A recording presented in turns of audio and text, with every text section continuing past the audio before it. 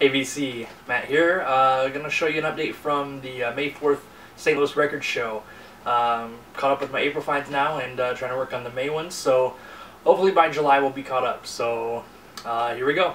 This is actually an April find that I forgot to show in my last video. This is a record store find. This is the Forum Quorum, self-titled. I paid $7 for this at Brian Lee's record store.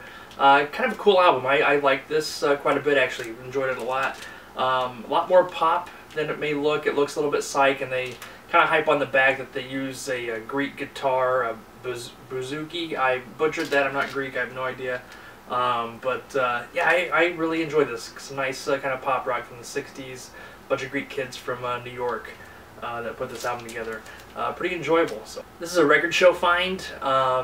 Everything here averaged out to just over $3, like $3 and some change. First up we have John Mayall, Primal Solos, just a kind of a compilation of stuff that he'd done with Eric Clapton, Mick Taylor, and Jack Bruce. So some cool blues guitar work on here. John Lennon and the Plastic Ono Band, Shaved Fish, their compilation, kind of their greatest hits collection. Really clean copy, still in the shrink. This is what I've been looking for a while. This is the band, the Last Waltz, 3 LP set. Have a lot of stuff on here with like Bob Dylan, Neil Young. They listed on the back Paul Butterfield, Eric Clapton, Dr. John, Van Morrison, a bunch of different people. Really, really good album. 3 LP set there. So, I actually have an original of this. It's pretty beat up, but this is a bootleg that's super clean, so I went ahead and bought this so I could actually play it. This is introducing the Beatles. This is the stereo version. Of course, a bootleg, not the real deal. So it was still cool to pick up and nice to have a clean copy of this. This is Gypsy, Antithesis. This is a really, really good album. Gypsy had, some psych leanings. They go a little bit more prog in the early 70s, but I really like their first few albums. So I had this on my want list and came across it really cheap. Their stuff can be found kind of cheap, I found, and it's definitely worth picking up. So look out for Gypsy stuff. B.B. King in London. Really not much to say about this other than it's B.B. King doing what B.B. King does best, some blues guitar stuff. I really, really like B.B. King, and I have had some luck at the last couple shows finding some of his albums. Not the biggest Led Zeppelin fan. I've got their first 4 albums and Houses of Holy. Found this cheap copy of In Through the Outdoor. It doesn't have the bag with it. I know most people aren't very favorable towards this this album by them, but for like $3, I thought I'd pick it up and give it a chance, see what it sounds like. The Beatles, Let It Be. Surprisingly, did not own a copy of this. I don't like to spend a lot of money on Beatles albums. I know they sold millions of copies, so I know I can find them cheap eventually. And this was the case at this show. I found a couple of their albums for pretty cheap that I didn't have. Some nice clean copies, and yeah, it's good to have this in the collection now. Then we have the Beatles, 1967 to 1970, their kind of greatest hits collection of their hits from that era, otherwise known as the Blue Album. On black vinyl though, not the blue vinyl version. I've got the red copy already, so like their later period as well, wanted the Blue Album, so picked it up. This is a cool find. This is the Mugwumps, self-titled.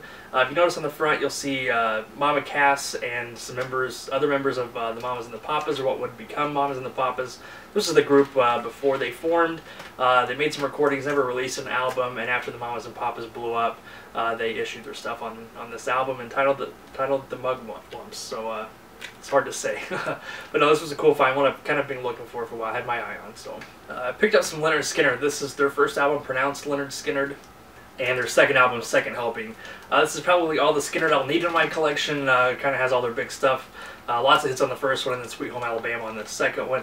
That first album, though, is phenomenal. Really, really good. If you like the Almond Brothers band, any kind of jam stuff like that, pick up their first album. It is, I feel like they kind of get a bad rep, kind of the stereotypical redneck group, but oh my goodness, they are fantastic. Their first 2 albums are definitely top-notch stuff. This is the Luma Brothers, Tragic Songs of Life. Unfortunately, have yet to find a copy of Satan Is Real, and probably never will. But no, this is another great album by the Luma Brothers. Some nice country from the 60s, and yeah, these guys are great if you like classic country, Johnny Cash, Hank Williams, stuff like that. Definitely seek out the Luma Brothers and check out their album cover for Satan Is Real. It's worth Googling. This is Otis Redding and Jimi Hendrix live at the Monterey Pop Festival. Yeah, this is a super clean copy, and I found this for like $2 in a bin. Really, really happy to have this. I like Otis Redding a lot, and of course Jimi Hendrix. And to have them both live in one concert and on one disc is going to be cool to hear. This was just reissued for Record Store Day this year. This is Jerry Garcia's Garcia. Really cool album cover. Really, really cool. Yeah, I've actually been looking for this for a while. I know Mark Ditch, Glass Orchid Aftermath, highly recommended this in one of his old videos, and kind of put it on my radar ever since, and finally found a copy. I was surprised nobody picked this up, especially since it was one of the bigger record store day releases. I felt like I saw this everywhere. Some people passed it over and I picked it up. Super clean copy, played through really nice. This is a really, really good album. This is Bob Dylan, Hard Rain. I'm not real familiar with this album at all. Not many people talk about it, and I just have never listened to it. So not another addition to the Bob Dylan catalog for me, and going to be a new, fresh listen, so that'll be cool. The record show in April, I showed a copy of Blonde on Blonde that was missing a disc, and at this show I got lucky and found a clean stereo copy with both discs. So I went ahead and picked this up. So I'll hang one on the wall and I'll keep one to play. I love Johnny Cash. This is his first album on Columbia, The Fabulous Johnny Cash. I don't collect a lot of country. I know I just showed a Luma Brothers album and now I'm showing a Johnny Cash album.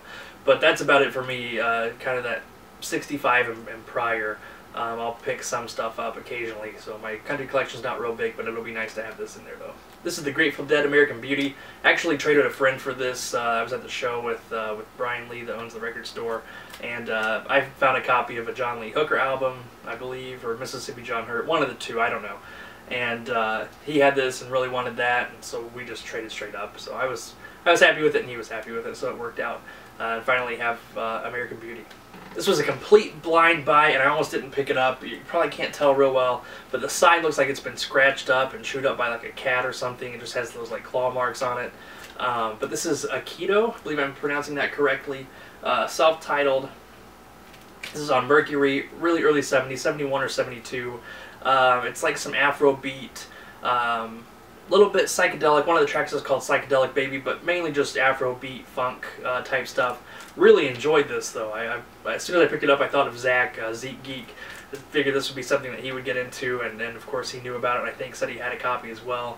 It's a promo copy, but yeah, if you get on YouTube and search a Keto Psychedelic Baby, really, really good track. It'll give you a good idea of what this album sounds like. This was another blind buy for me. This is the Crystal Mansion, self-titled, on Rare Earth.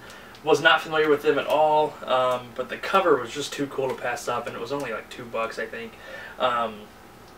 Got home, and in the Endless Trip, they don't have this album, but they've got another self-titled album that they just trash. But apparently that first album that they put out is not very good, and then they signed with Rare Earth, and I thought put out a pretty good album. I like this quite a bit. Gets a little bit of that kind of Motown funk sound, you know, kind of all the Rare Earth band. Yeah, some really nice pop psych on this. I really, really enjoyed this. One of my last videos I showed Lucifer, Black Mass, Mort Garson album, and was lucky enough to find this at the record show. This is the Zodiac, Cosmic Sounds of the Zodiac, another Mort Garson Moog synthesizer project. This is on the Electra 4000 label as well. One of the coolest covers too from the 60s, I think. I think it's just an awesome, awesome cover.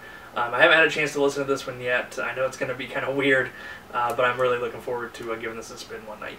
Then we have the Shades of Blue. Happiness is the Shades of Blue. They had a hit with the song Happiness.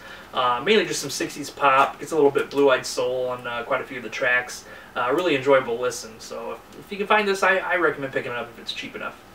We have the Pentangle, self-titled. I did find the Basket of Light album, which I know is kind of, people consider their best album, but when I took the record out, it was trashed. I just left it behind. Couldn't even pick it up cheap. It was just, it wouldn't have played through. But really happy to have this as well. Really great kind of folk psych group.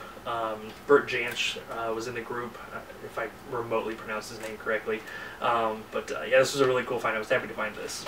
This is Graham Parsons' Grievous Angel.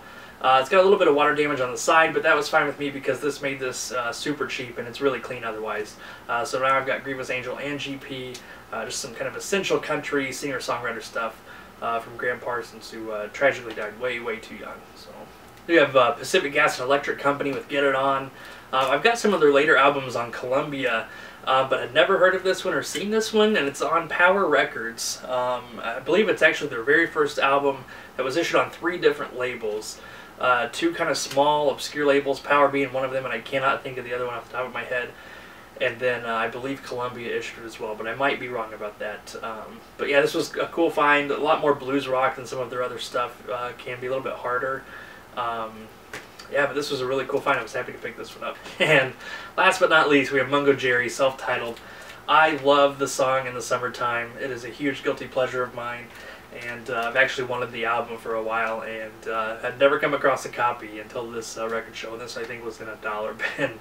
So that's probably an indication of what the rest of the album is going to sound like, but I don't care. I'm glad that I can at least have that song. So that's it for my May record show finds. The next show is at the end of this month, June 29th. So hoping to find some more stuff then. But thank you guys for watching. I'll let you go. Leave me a comment, and I'll do my best to respond pretty quickly. Thanks for watching, guys. We'll talk to you soon.